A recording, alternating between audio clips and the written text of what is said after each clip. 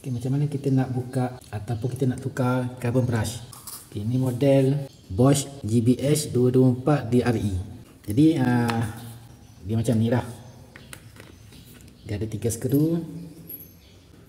Buka 1, 2, 3 guna Allen key bintang. Jadi untuk kita tukar carbon brush ni, yang pertama sekali kita kena buka ni dululah.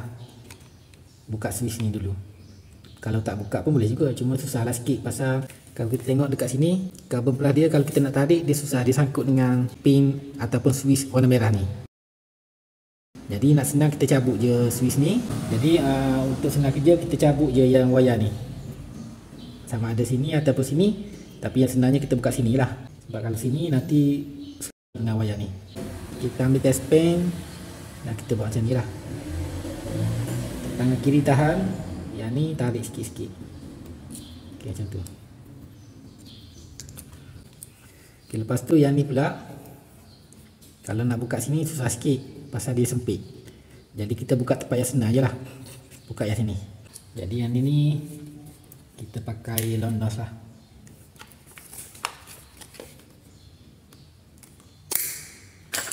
Okay, dah. Ini keluarkan. Okay, lepas tu yang ni letak tepi lah. Okay, macam mana kita nak buka cover brush ni. Yang ni kita kena keluarkan dulu. Dia punya spray ni kita keluarkan menghadap ke kiri.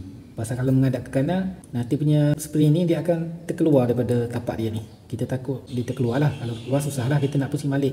Jadi kita kena cabut dan kita kena tolak ke kiri.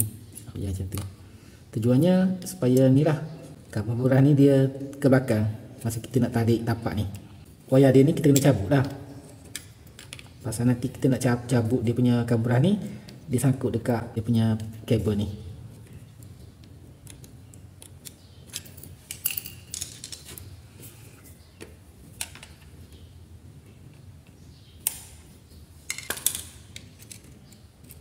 Okay, macam tu. Okay, biar dia free.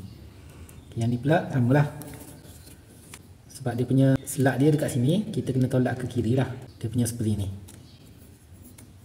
Yang sebelah kiri kena tahan lah. Yang ni tolak sikit-sikit. Okay, macam tu. Jangan bagi yang spray ni terkeluar. Okay, lepas tu yang ni congkel je naik atas. Okay, biar dia free macam ni. Okay, lepas tu kita kena pakai screwdriver ni. Screwdriver water. Kita kena tolak macam ni.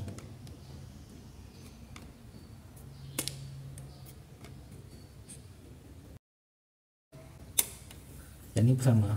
Okay, kalau ni besar sangat, pakai test pen tak apa. Test pen senang sikit pasal dia kecil. Buat macam ni.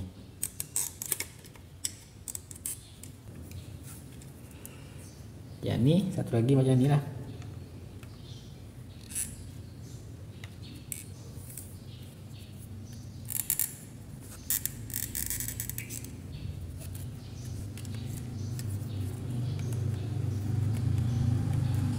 Ini kena buat macam ni.